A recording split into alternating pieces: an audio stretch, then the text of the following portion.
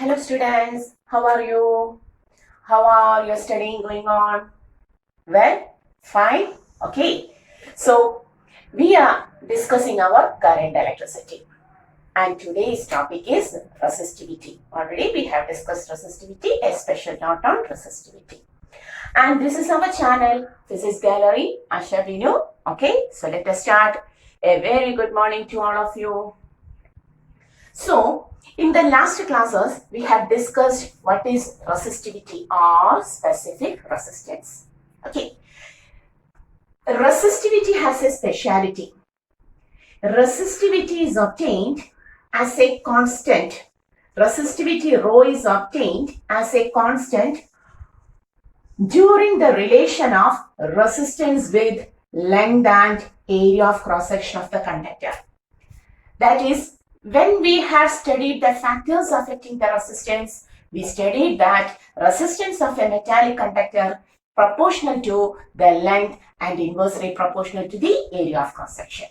Okay, so R is proportional to L by A, and in the next step we have written R is equal to rho L by A.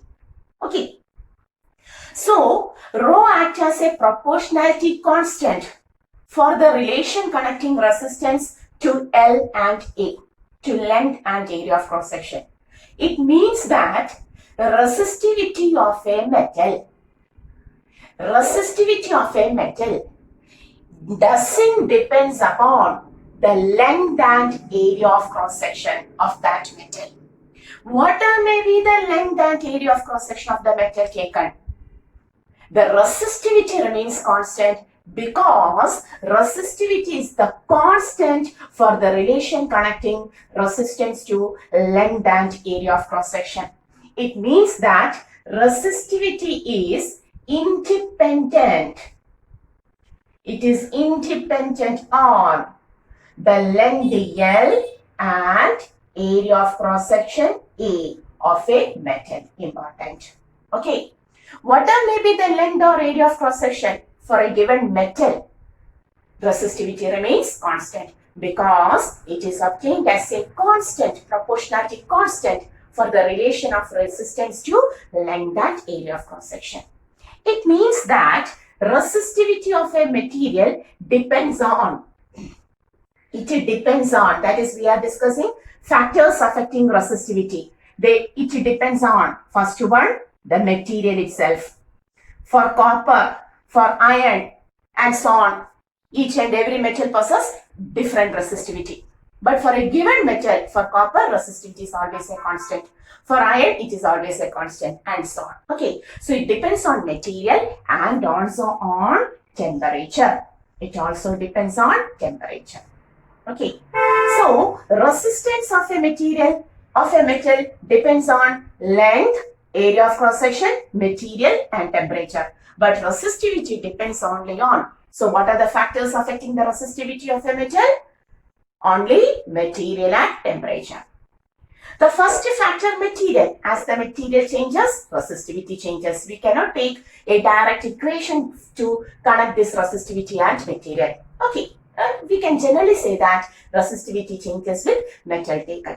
Okay, the second one is temperature. What is the specialty of temperature? How it affects the resistivity? We know. The equation for resistivity during the detection of Ohm's law.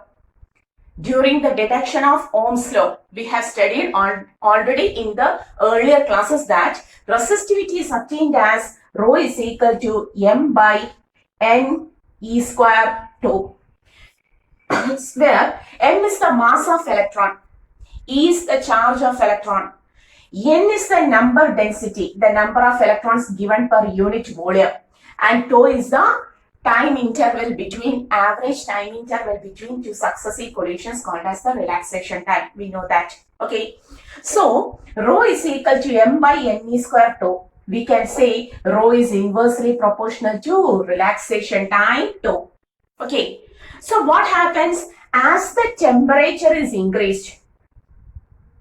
When the temperature is increased, what about the collision frequency? Collision frequency also increases. Collision frequency increases. As the number of collisions, collision frequency means number of collisions in unit time increases. What happens to the time interval between collisions? Relaxation time. When the number of collisions per second increases, what happens to the time interval between this collision? It decreases. Relaxation time decreases. Clear? Okay. When relaxation time decreases, tau decreases, what happens to rho? Resistivity. Resistivity increases.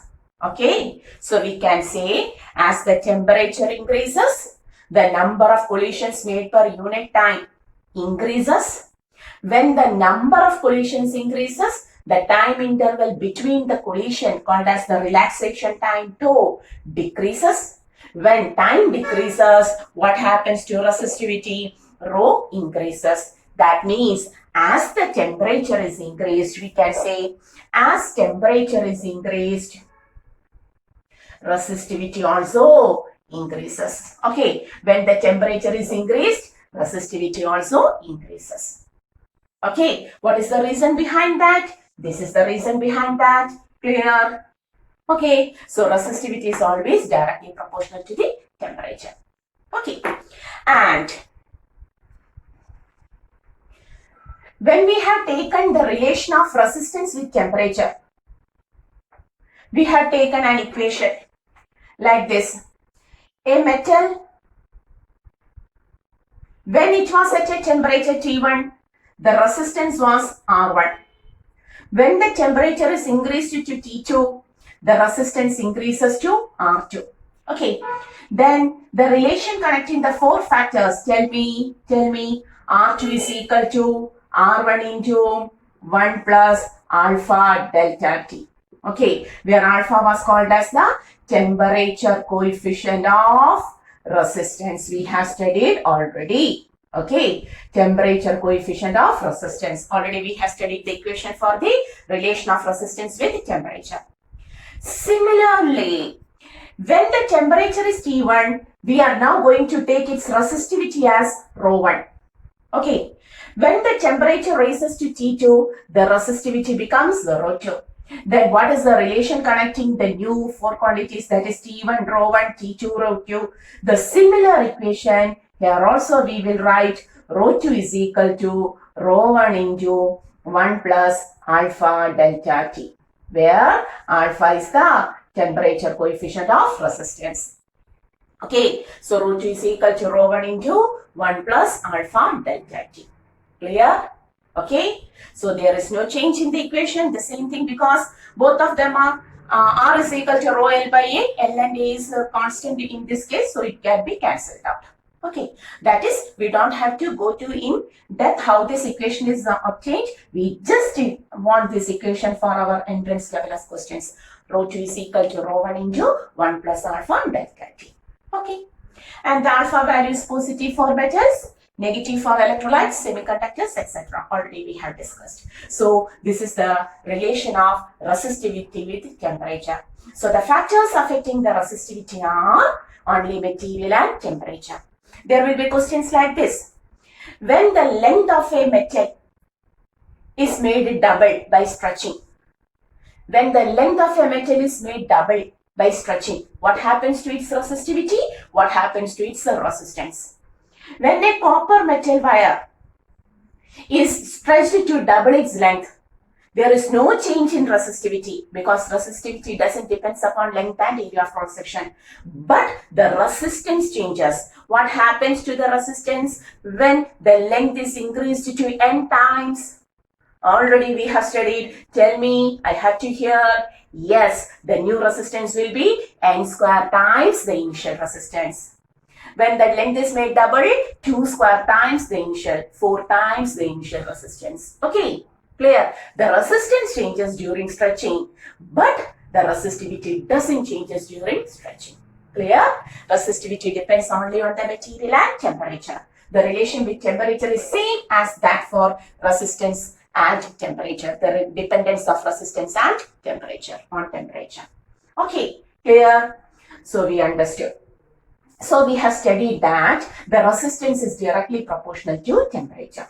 So for a metal, for a metal, the resistance versus temperature graph. If we plot a resistance versus temperature graph, rho T graph, the graph will be like this. That is, as the temperature increases, the resistivity value also increases. So the graph will be like this. So this is the resistivity versus temperature graph for a given metal. Okay, for a given metal, this is the graph. Clear? Because as the temperature increases, the resistance and the resistivity increases. Clear? Okay, but there are certain alloys. Listen, there are certain alloys.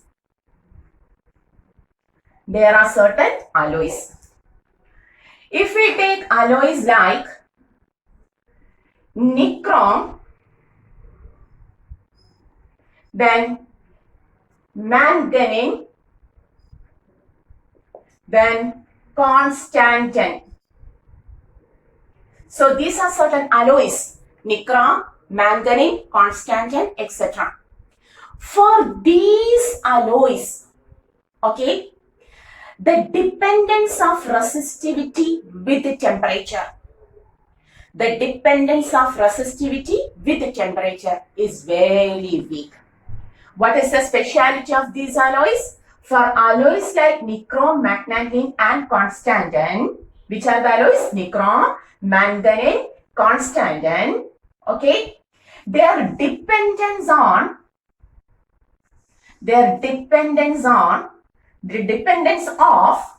resistivity on temperature is very weak. Okay, that is, if we plot a graph of resistivity versus temperature for these alloys, the graph is obtained like this. That is, for this much amount of temperature difference, listen, for this much amount of raising temperature, the temperature is raised from this point to this point. The increase in resistivity is only this much. Okay. When the temperature is raised from this point to this point, a large increase in temperature causes a very small increase in resistivity. Okay, you got the y and x axis. The y-axis change is very small, whereas the x-axis change is very large. It means that the resistivity of these alloys are very weakly dependent on the temperature. Okay, their resistivity and resistance changes very small, in a very small value when the temperature is increased. Okay, and due to this reason, these metals are always taken as standard resistors. Since their resistivity doesn't changes in a suitable amount on increasing the temperature, on changing the temperature, their resistivity almost remains constant at any temperature. Therefore, they are commonly called as or taken as standard resistors. Important point. Frequently asked question. Alloys like nichrome, manganene, constantan are commonly used as standard resistors. Why? Because their dependence of resistivity on temperature is very weak. Okay, so if we plot a graph of resistivity versus temperature for such alloys, we can see that for a large increase in temperature, a very small change in resistivity is noticed. That's why we commonly use these alloys as standard resistors. Important. Okay, so do you understood what is the specialty of these alloys? Which are the commonly used standard resistors? Nichrome, manganene, constantan. Why? Because at any temperature, their resistivity almost remains same. Because, why? Because the dependence of resistivity on temperature is very weak for such alloys. Okay, the graph itself shows that. Clear? So commonly for metals, The resistivity temperature graph is like this. As the temperature increases, the resistivity also suitably increases. But for alloys like nichrome, manganese, tungsten, we can see a large increase in temperature causes a small change in resistivity. That's why they are commonly taken as the standard resistors. Pause the video, take the special notes on that. And if we take one more thing, if we take a semiconductor, okay, I have rubbed this, no problem. Okay, pause the video or go backward. So, if we take a semiconductor, where alpha is negative, okay, the graph of resistivity versus temperature will be reversed. As the temperature increases, alpha is negative. So what happens? As the temperature increases, at low temperature, resistivity is high. As the temperature increases, the resistivity decreases and the graph will be like this for semiconductors. Clear? So there are certain cases. This is very important. If a graph of semiconductor is asked you, what is the specialty of semiconductor? Its alpha value is negative. Temperature coefficient for resistivity or resistance is negative. As the temperature increases, the resistivity decreases. The graph will be like this. Okay, clear? So, now we know what is the specialty of resistivity. How it depends on temperature. What is the specialty of alloys like nichrome, manganese, tungsten, etc. Okay. Why they are commonly used as standard resistors. All of these are important questions related to the topic resistivity. Clear? Hoping all of you understood. So we have completed the topic resistivity. Okay, take a pause, take a breath, a deep breath, be relaxed. Okay, very good. Now we are going to the next term called as electrical energy. That is, we are talking about electric circuits. When current flows through an electric circuit, certain electrical energy is there. All of us know. When current flows through a circuit, there is some electrical energy. Okay. Energy is always the capacity to do the work. We have already studied energy is always the work done. Okay. It is the capacity to do the work. So when electrical energy is stored, or when electrical energy is obtained, when current flows through it. When current flows through a circuit, electrical energy is obtained. Is it clear? Yes, it is sure. We all already know that. Okay, so when current flows, when the battery is connected to the circuit, for example, the circuit is given like this. A cell or a battery is connected to the circuit. Switch on. What happens? The current begins to flow.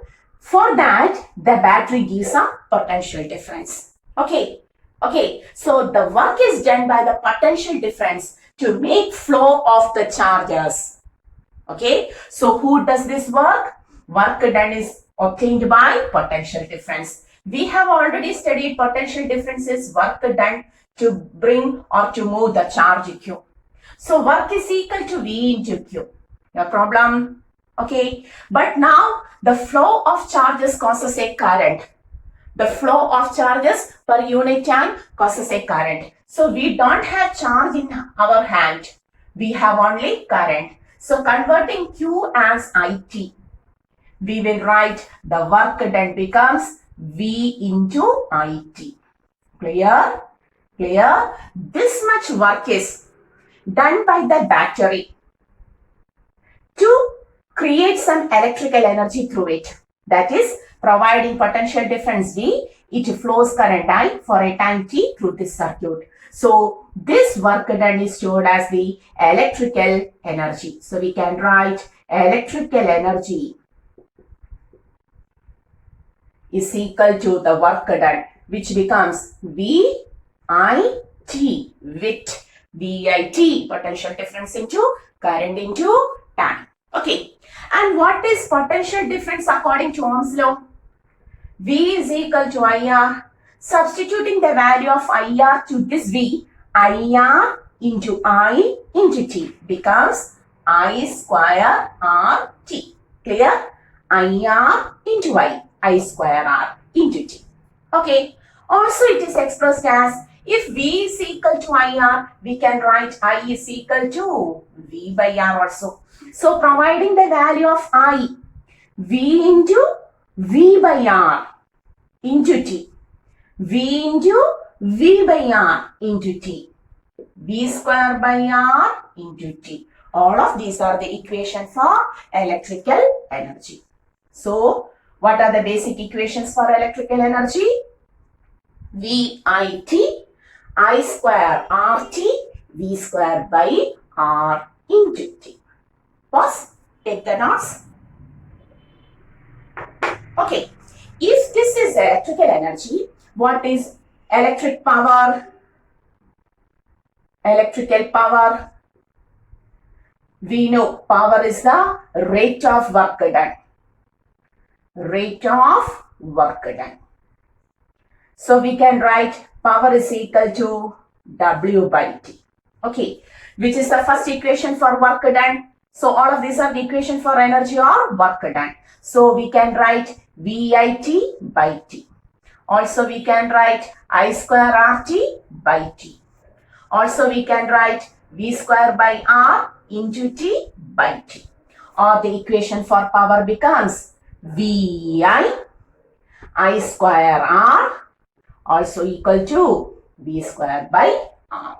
Clear? Very simple topic. Sometimes questions will be asked. So we have just informed all of the equations.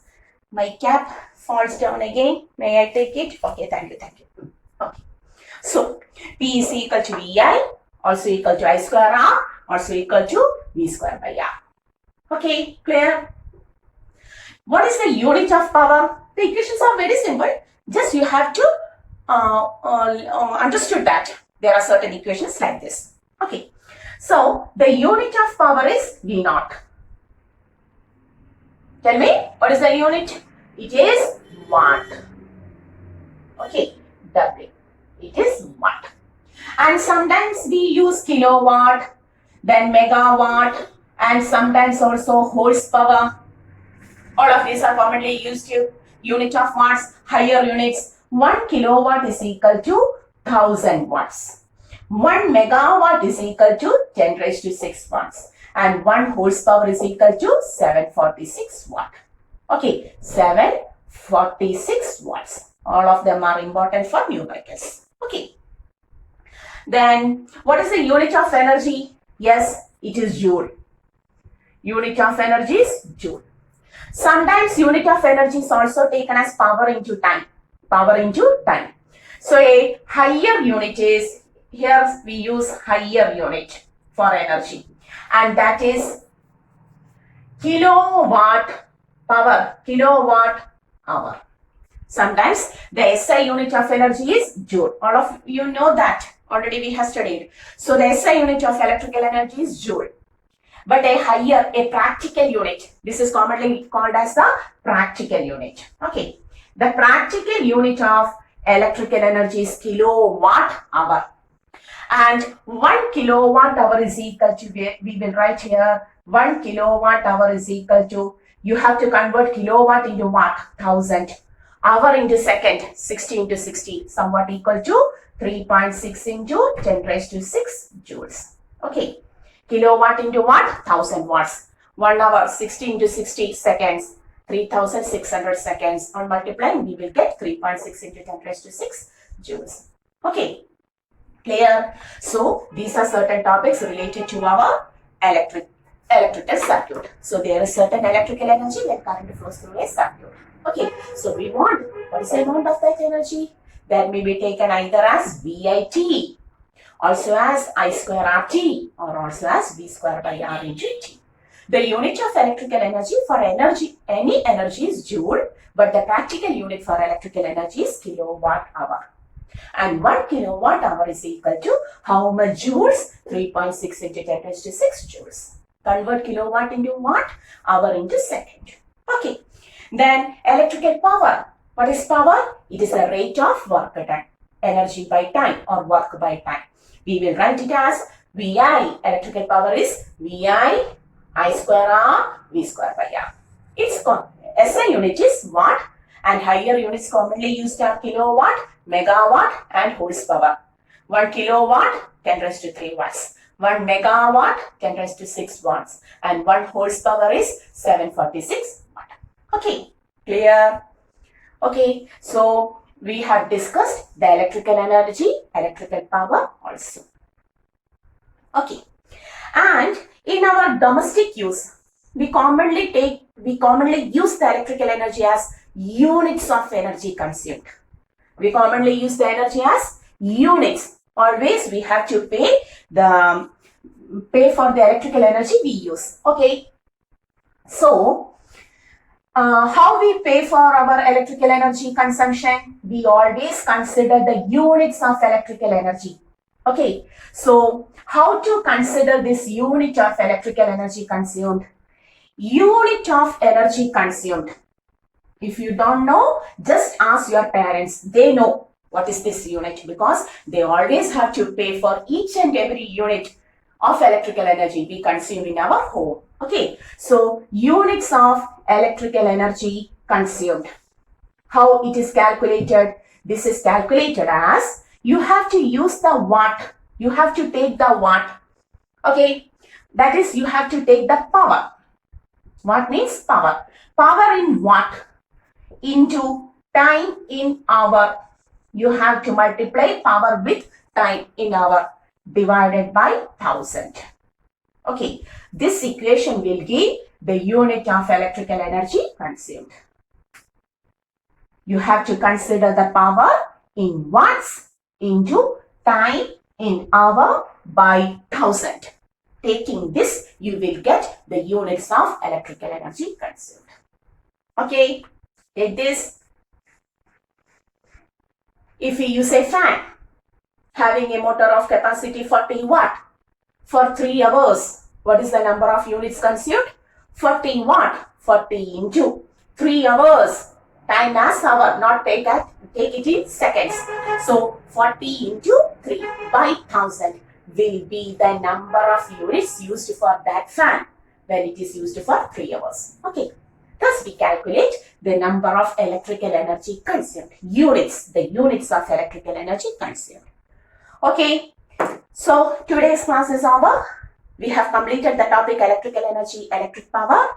Until the next class, study well, be well, and go through the topics and regularly follow it. Okay, so see you. This is our channel, Physics Gallery. Okay, see you.